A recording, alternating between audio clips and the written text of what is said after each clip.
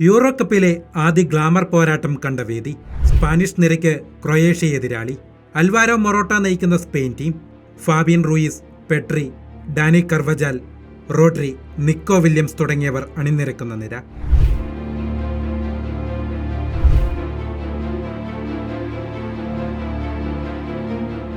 ഇവർക്കൊപ്പം ചരിത്ര നേട്ടവുമായി ഒരു കൗമാരക്കാരനുണ്ട്.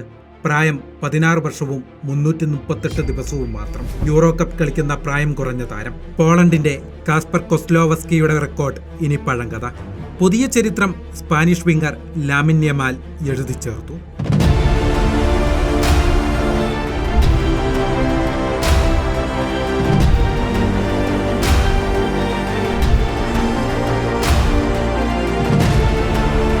സ്പാനിഷ് ക്ലബ് ബാഴ്സലോണയിൽ പന്ത് തട്ടുന്ന താരം.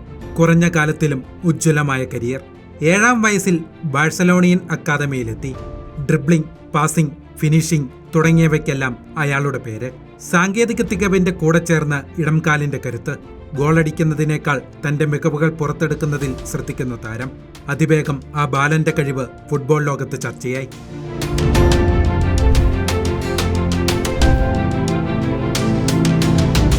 ബാഴ്സയുടെ സീനിയർ ടീമിലെത്തിയപ്പോൾ പ്രായം 15 വയസ്സ്. ബാഴ്സയിൽ കളിക്കുന്ന പ്രായം കുറഞ്ഞ താരമെന്ന റെക്കോർഡ് സ്വന്തമായി. അടുത്തതായി സ്പെയിനിന്റെ ദേശീയ ടീമിലേക്ക്.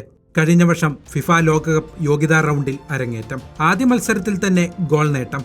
ഒപ്പം സ്പെയിനിന് വേണ്ടി കളിക്കുന്ന ചരിത്രത്തിലെ പ്രായം കുറഞ്ഞ താരമെന്ന റെക്കോർഡ്.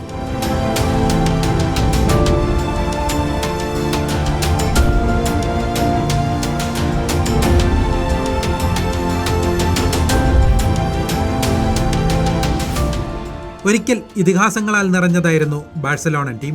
പക്ഷേ കോവിഡ് മഹാമാരി ആ ക്ലബിനെ ഏറെ ഉലച്ചു. സാക്ഷാൽ ലയണൽ മെസ്സി ക്ലബ് വിട്ടു.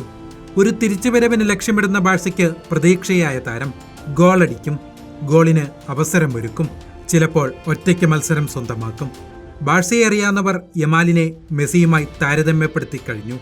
അയാളുടെ കഴിവ്, നിശ്ചയദാർഢ്യം, പോരാട്ടവീര്യം തുടങ്ങിയവ ഫുട്ബോൾ ആരാധകർക്കിടയിൽ ചർച്ചയാണ്.